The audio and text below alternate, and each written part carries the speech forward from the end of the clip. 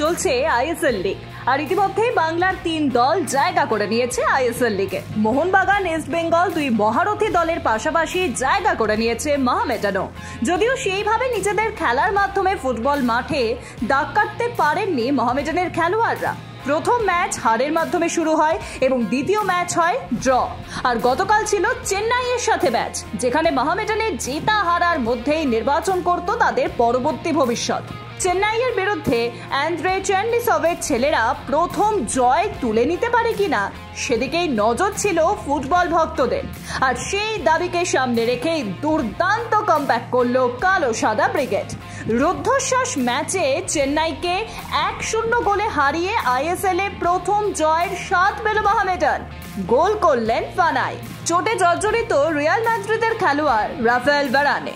এর আগে তিনি আন্তর্জাতিক ফুটবল থেকে নিজের অবসরের কথা ঘোষণাও করেছিলেন, কিন্তু পুরোপুরি ফুটবল থেকে বিদায় নেননি। তবে বুধবার আচমকাই সবাইকে অবাক করে দিয়ে সোশ্যাল মিডিয়াতে ফুটবল থেকে বিদায় নেওয়ার কথা ঘোষণা করলেন রাফায়েল ভারানে। 31 বছর বয়সে ইতি টানলেন তার ফুটবল ক্যারিয়ারে। আর হঠাৎই তার অবসরের কথা সামনে আসতেই হতবাক ফুটবল প্রেমীরা। 2022 সালে কাতার বিশ্বকাপের ফাইনালে আর্জেন্টিনার কাছে হারের কয়েক মাস পরই আন্তর্জাতিক ফুটবলকে বিদায় জানিয়েছিলেন ভারানে। 2021 সালে ম্যানচেস্টার ইউনাইটেডে যোগ দেন তিনি। ম্যানচেস্টার ইউনাইটেডের হয়ে তেমন সাফল্য না পেলেও 3 বছর তাদের হয়েই খেলেন তিনি।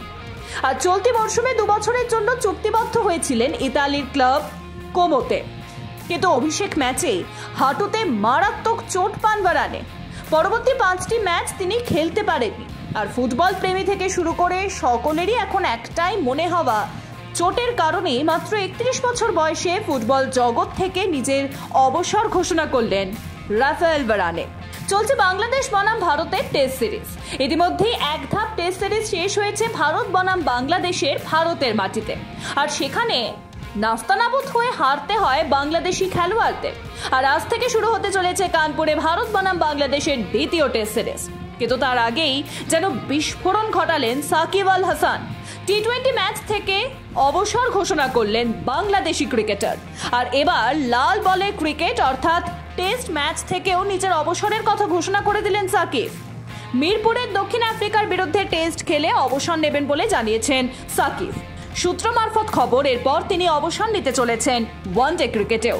চ্যাম্পিয়ন্স ট্রফি খেলেই অবসর নিতে পারেন সাকিব। বিরাট কোহলি আবারও ফিরতে চলেছেন ঘরোয়া ক্রিকেট রঞ্জি ট্রফিতে।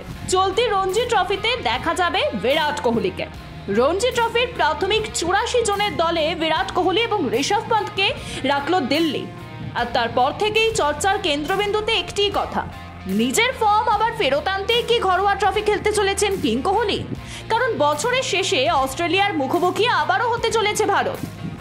অস্ট্রেলিয়াতে সূচনা হতে চলেছে টেস্ট ক্রিকেটে। আর সেখানে মুখোমুখি হতে চলেছে ভারত অস্ট্রেলিয়ার বিরুদ্ধে। অস্ট্রেলিয়া আছে ভারতের চরম প্রতিদ্বন্দ্বী, সেই কথা যে অনস্বীকার্য। তাই কি বিরাট কোহলি রঞ্জি ট্রফির মাধ্যমে নিজের ফর্ম আবার ফিরিয়ে আনার প্রচেষ্টায় রয়েছেন? কারণ 2012 সালে শেষবার তিনি দিল্লির জার্সিতে রঞ্জি ট্রফির ম্যাচ খেলেছিলেন।